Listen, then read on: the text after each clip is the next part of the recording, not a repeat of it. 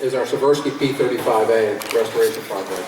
And a little bit of background of this aircraft, kind of give you some history, because a lot of people probably don't even know anything about this airplane. It was an in-between war period, and it never really saw any active combat of significance in World War II. So it's not any of the real storied aircraft you might be thinking of, like the P-51 Mustangs and the P-40 Warhawks, the Spitfires, and like that. So it just sort of fell in between the cracks, so to speak, historically. What's unique about the aircraft, though, is it encompasses a lot of firsts on one airframe. What the Army Air Corps was looking for, because technologically we were somewhat behind the rest of the world for a very long time period. And we looked at other nations and what they were developing and what they were fielding. And you got to realize, too, that that time period in America, we were pretty much in an isolationist period. We didn't really focus on what was going on anywhere else, and really focused our energies on what we did within our own borders. So the Army Air Corps wanted a new pursuit-type aircraft that we call fighter today. And they were looking for an airplane that would be of all-metal construction. It would have an enclosed cockpit. It would have retractable landing gear. And would have the capability of going 300 miles per hour in level flight. Now, a lot of these things we had in various aircraft, but not on one airframe. We had aircraft that had retractable landing gear, but oftentimes they were biplanes or fabric covered. We had some airplanes with enclosed cockpits, but again, fabric or biplanes. So this is the first time this all came together in one design. The gentleman that put it together was Alexander Seversky and his Seversky Aircraft Corporation. And Seversky was a Russian immigrant that came to the U.S. and got involved with this new study of aeronautics and aviation, and designed a lot of successful aircraft, including some amphibians and racing aircraft. And he entered the competition against a couple other well-known larger companies, such as Vought, which brought us later the F-4U Corsair, and Curtiss, which brought us the P-40 Warhawk. And one thing that was sort of interesting about the competition was the engine that they used in this. This is a Pratt 1830. It's a big 18-cylinder radial, 14-cylinder radial engine. Pratt originally said it would develop a little over 800 horsepower. And in the competition, it didn't. So Seversky pleaded with the Air Corps, said, look, the manufactured engine Pratt, it didn't do what they said it would do, give me another chance. And the Army Air Corps said, sure. Well, Curtiss and Vought were not pleased with this, because in their eyes, hey, it didn't do what it said it was going to do, he's out. Well, the Army Air Corps said, yeah, we'll give him another chance. Curtiss lodged a formal protest, and karma would kind of come around on this when it was all said and done. We'll get to that in a moment. So Seversky gets the engine thing sorted out with Pratt, wins the competition, and great. It's adopted into the Air Corps as the P-35, and they start producing them. And Seversky goes on to start selling these to anybody else who would buy them. Now this starts to lead Seversky sort of down the road of his own failure, because what happens is he's traveling the world, he's trying to sell them to any nation, any government that will buy them. He's got people with racing versions of them out there promoting them. One of the first female air racers was very successful in this, and I wish I knew her name right now, unfortunately I can't. But because he's focused so much on selling them, he's not really focused so much on running his company very well. And they're being very slow to deliver these to the Army Air Corps. And the Army Air Corps is not very happy about this. They went through the competition, they decided on this airplane, they want them delivered. But they're just they're trickling in. But yet Seversky's still out there selling them. Matter of fact, he sells over 100 of them to Sweden. And then he sells 20 to the Imperial Japanese Navy.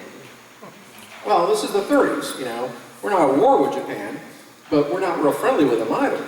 So the Army Air Corps and the government is not real keen on this.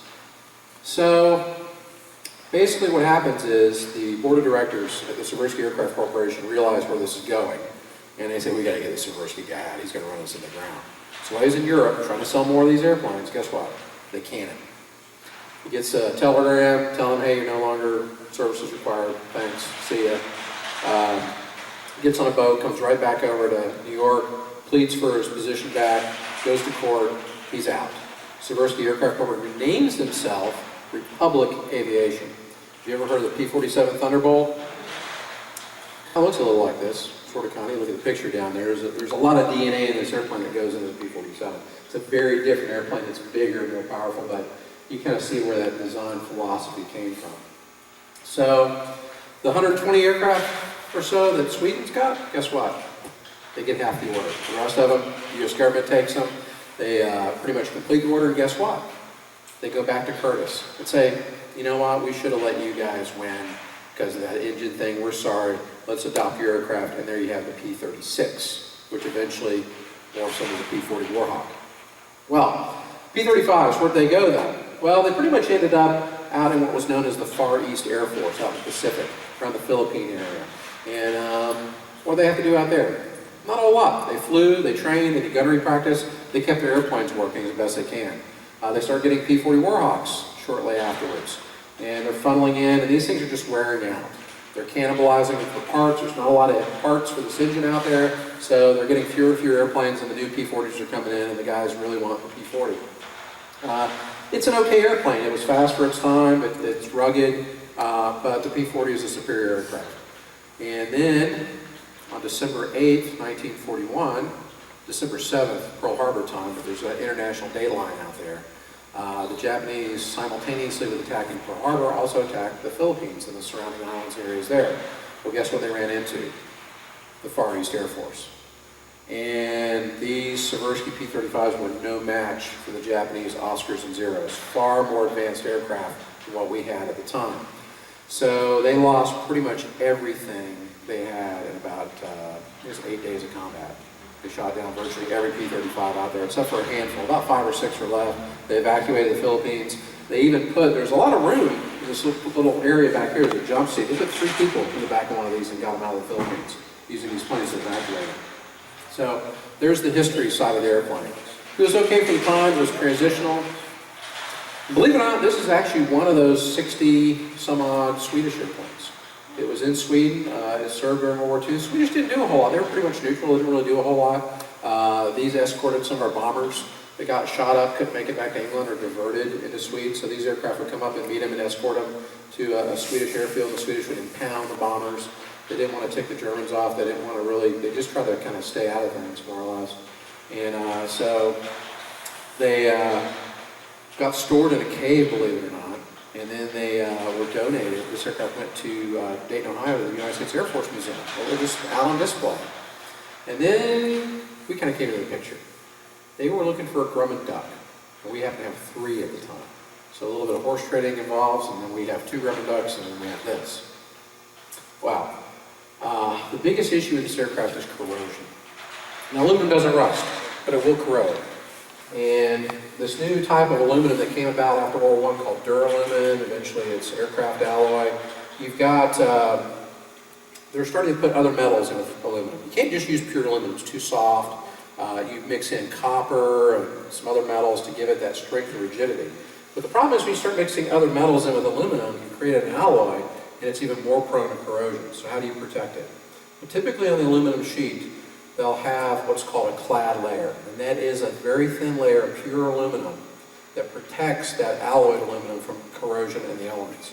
And what's happened is, over time, that clad layer of pure aluminum is simply worn off. And what you see here, these dark areas, this is where that alloy that is now exposed is beginning to corrode. If you look over to your left, you'll see the wings for this aircraft. And you'll see these circular areas that are a much lighter color than the surrounding areas that are darker. Well, the wings are flat. They're exposed to the elements, the sun, and then the erosion of rain. If you think about it, what'll wear away a mountain faster than anything over time? Water. You can't beat water. It's the ultimate solvent anyway. And just over time, that's what's happened to the metal there. The circular area is actually where the original Swedish logo, their marking was. It's a big blue field, big blue circle with 3 gold crowns on it. And then when he went to the Air Force Museum, they took that off and painted the star on it.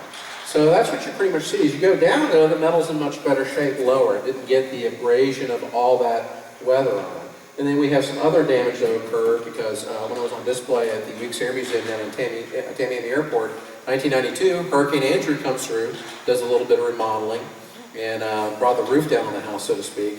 And the canopy was crushed, the propellers were damaged. There's some other damage on the other side. The tail was damaged. So all this shiny metal, this has been all new metal that's been done. It's been fixed and made from scratch. Now, when you take these things apart, that's where it really gets challenging. You have to hand drill each one of these rivets out. It's the fun thing about removing aircraft rivets. These are solid driven rivets, and you have to take a drill bit that's dimensionally about the same as the shank part of the rivet that goes through the hole, and you just drill into that button head till it pops off. And you can see there's quite a few rivets on there. So there's quite a few man-hours involved in this restoration process of this aircraft. Fortunately, the inside of it's in good shape. Just a lot of the skin's going to have to be taken apart and replaced piece by piece. Behind you, that big blue structure there is actually the wing jig, and that's to hold the wings. Once you start taking the skin off the wings, guess what? They get very wobbly, because all you've got are the internal structure, not really anything holding apart. This is what they call a monocoque construction aircraft. There's not a lot of structure inside. The skin carries all that load, carries all the stresses. So when you take the skin off, it's just a big wobbly bunch of ribs, and stringers, and longerons and such. So you have to have something to hold it in place, because you don't want a squirrely wing. We're going to fly this when we're done with it. And that's our ultimate goal, is restore everything to flying status. There's a couple of exceptions, but for the most part, for 170 some odd aircraft, they're all going to fly. So, I'll give you an idea of some of the challenges involved with this aircraft. I want to show you just something as simple as an instrument overlay. This is just a simple cover. There's not a lot of instruments in this aircraft. I mean, this is 1930s technology. What do you need? A compass, an altimeter, and a tachometer? How much fuel do you have? You're ready to go. But when the cockpit got crushed, that obviously got broke quite a bit. Now, we could maybe weld this back together. We could maybe flush rivet it, paint it, put some filler on there, but it'd look okay. But we know that's not correct. That's not accurate.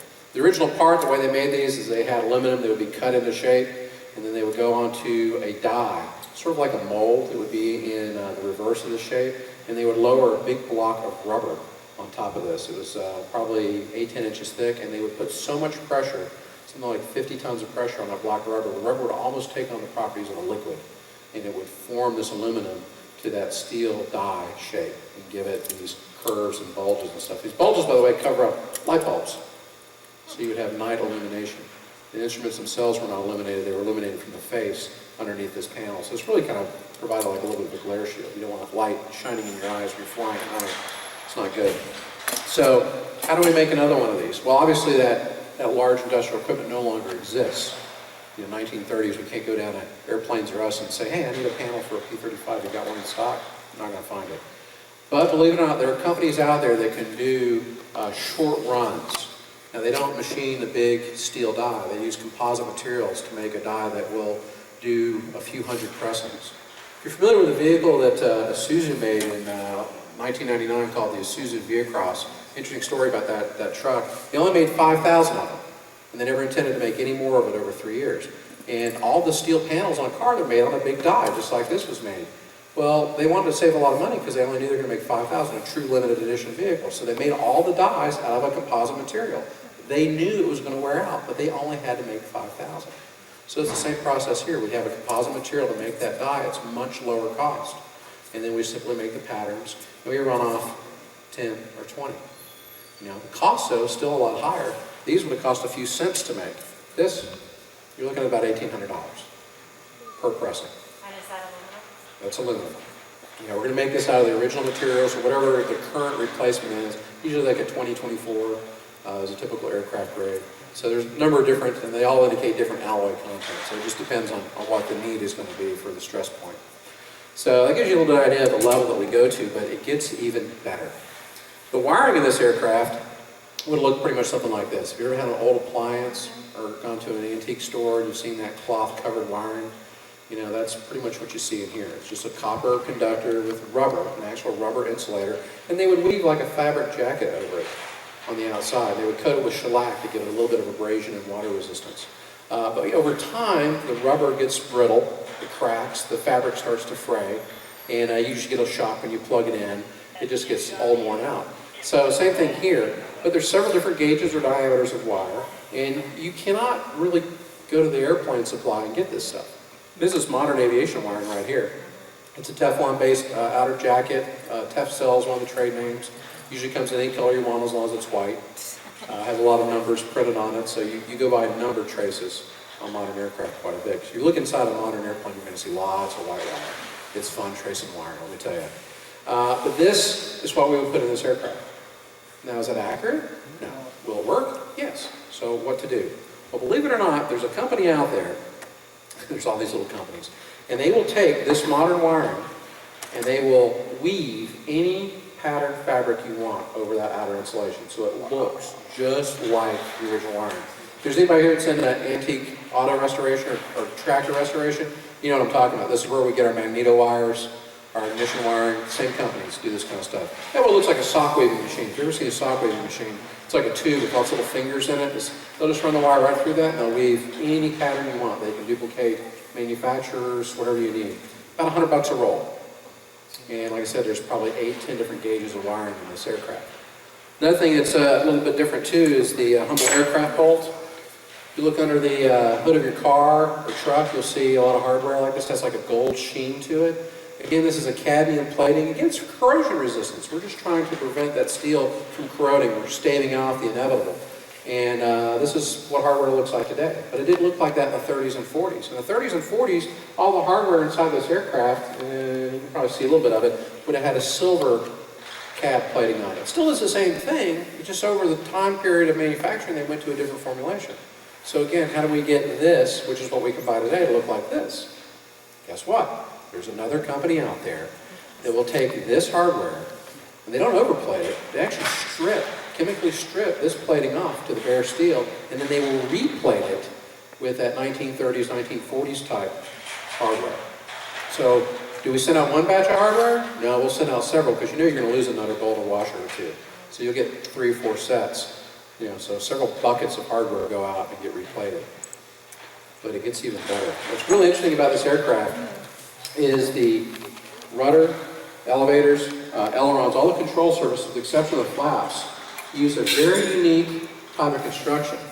They were stainless steel spot welded control surfaces. This is a very unusual technique for aircraft. Only a couple of airplanes use this type of construction.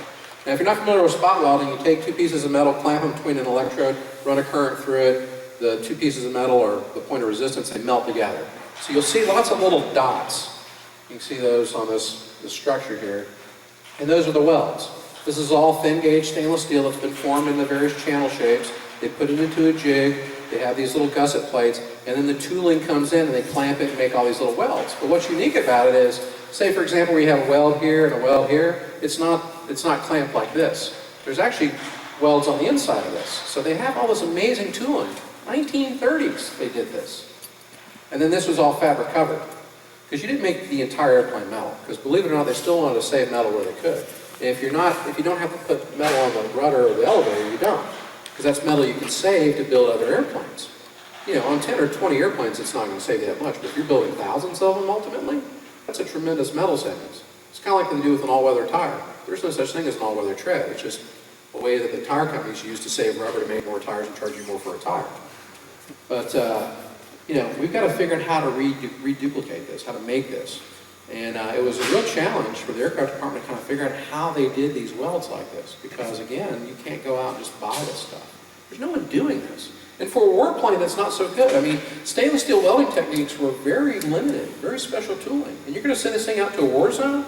You get your tail shot up, who's going to fix this out in the Pacific? They're not going to roll up a Heliarc rig in the middle of the Marianas and do this. So ultimately, they went up with more conventional techniques on other aircraft. So some amazing things that you learned in the history of the type of aircraft, and that's really what it's about. I mean, it's not just, hey, it's broken, let's fix it. I mean, the simplest form of restoration would be this landing gear fairing. There wasn't anything wrong with it. We took it off, it was inspected, no damage, they polished it up, they put it back on, boom, done. That's restoration at its simplest. But then you look at all the other stuff we've done. Look at the canopy. I mean, there's hardly a straight edge on that thing. When you start bending metal in multiple directions, it tends to want to bow up. Sometimes we'll talk about how you build a wing section. I'm just kind of going to give you a real quick example. You'll start with an original part. This is off of a different aircraft, but it's been repaired at some point. But we want to duplicate this to make an original produced part. So we'll make a simple paper pattern. I'm missing my nose section there. But we'll transfer that paper pattern to a piece of aluminum that's correct for the airframe. But notice we're going to put a little extra on it because this has a flanged edge on it, right? So we're going to take that blank now we've made from a pattern, we're going to put it in a forming block. This is hardwood, and we're going to sandwich this metal in between here. And we're going to cut out our lightning holes, which we do to light, and also gives us a way to get all that plumbing and control lines through the wing, because there's highways of stuff that go through a wing to make it work. And any ounce of material you save in aircraft construction goes towards fuel, cargo, people, armament, armor, so you save weight everywhere you can. Then once we have it clamped in here, we're going to take a saw face hammer, like a nylon hammer or a leather hammer, and we're going to beat this edge over to get that flange shape you see there. Now, in doing that, we're stressing the metal because we're bending it in two different directions. When you do that, well, if I took a piece of paper and tried to do it, we can bend paper easily in one direction, but what if we try and bend it like this, and now we're going to try and fold this? Something's got to go somewhere, and that's what happens. And we end up pretty much with an aluminum banana. Well, that's not going to work, is it? So there's a machine that's over there. It's called a shrinker stretcher. It looks kind of like a hand-operated vise type of dies. It's hard to describe. We've got a bigger one that's pneumatic in the back. And all it simply does is it takes the metal where we've concentrated those stresses and we compress it. We sort of realign that metal to take the stress out of it, and then we get our nice flat wing surface. It doesn't magically turn it green. That's an epoxy primer we put on there, but big difference. But that's just the kind of stuff you do. If you want to do something really fancy, if you get really bored, you can take a flat piece of metal, do something like that with it, with a shrinker stretcher. But when you bend these two edges out, you have to stretch this to allow for the metal to come apart, and then on the inside of the curve, that's where you shrink it because you're pushing the metal back in on itself. And that's the only way you're going to do it to keep everything flat itself. So, Rick was just telling me the other day, that's one reason why they use these type of strips. We've had the question like, why wouldn't you use one big piece of metal down the fuselage strip? Well, that's because you look at it, it's a big tapered teardrop shape. If you try to shape this, it's going to bunch in on itself, so they would use these strips. You notice there's all these 6-inch strips, and it's like pretty much building a boat. You look at a lot of these small boats, your rowing craft, sailboats, that strip construction allows you to have all these graceful curves because you're not stressing a big piece of material, you're just doing lots of little strips and spreading it out among many different sections. But, how many man hours does it take to make a plane like that? I'm trying to think, just for an example, this part here, it's been about 10 hours, about 10 man hours to make that part. And we had an aircraft just come out of a restoration shop. It was in here for a really long time. And you can't go by calendar dates. You can't say, it took 10 years to do this, it took 5 years to do that. Yeah, it may be, but that's not fair to the mechanic. How much time did he really spend on it? That's where the hours come in. That gives you the actual, true time to spend on it. Because these guys don't work on one aircraft every single day. They have other things to do. So the one that came out of here is a beautiful restoration. It's over the maintenance hangar. It's our L1 Vigilant, 8,000 man hours. So this, how long will it take? As long as it takes. Will we know? Not till it's done. Because it's a mystery as you go. You may do all that research, and Arthur's going to tell you a lot more about that process of doing the survey work to get to this point. This is really the middle of the process. We've built that roadmap, we've done that survey work, it's implementation. But you always get little surprises along the way. Murphy visits you a lot in this kind of work. If you don't know who Murphy is, ask around. I'm sure you'll have some people that proclaim to actually be related to him. I think he's my first cousin. Murphy and I are very well acquainted. But beautiful workmanship. This aircraft will fly here at Fantasy of Flight, and definitely looking forward to that day. So follow along with us. Again, it's just more of the magic that happens here because it really isn't about the machine. Remember Mr. Weeks' talk today, it's really about the people, the dreams, the aspirations, and the history that's involved because this is just an embodiment of all of that. Any questions at all about the processes? Oh, we got some good questions. Yes, sir. Highly polished surfaces there with the rivet holders. That's recreation. What type of metal is that versus the original? Well, this is the same type of metal, except for we just choose to polish it because this is going to be a show aircraft. Now, historically, very few people would polish aircraft in combat. Believe it or not, there are a couple of oddballs out there that thought if you polished the airplane that it would disappear because it would reflect everything around it. But typically, if you were in a situation in combat where you had air superiority, you didn't paint the airplanes because it was just quicker to get them into combat. But if you did not necessarily have air superiority, you would paint them in a camouflage pattern so you'd be more difficult to be seen. But this is the same type of metal, it's just simply been polished. So this is unpolished, polished. How are you going to polish the rest of it to get it to look like that? Well, that's really the trick. It's a multi-step process, and you use a number of products and techniques, but it would be real similar to polishing any type of metal. You'll start with a finer series of compounds to smooth that surface, and until you get it to an almost mirror type polish. I can't remember the name of the product that we're using here right now, but it shifts from time to time. But you'll start off with, it's almost like sandpaper. If you've ever sanded wood, you'll start with a rougher grit, that cuts more, and then progressively go to a finer grit of soft sandpaper. It's the same thing with metals. You'll just start with a type of polish that's more abrasive to get it smoother, and then you'll progressively move through finer grits of polish until you get one that ends up with a near mirror finish.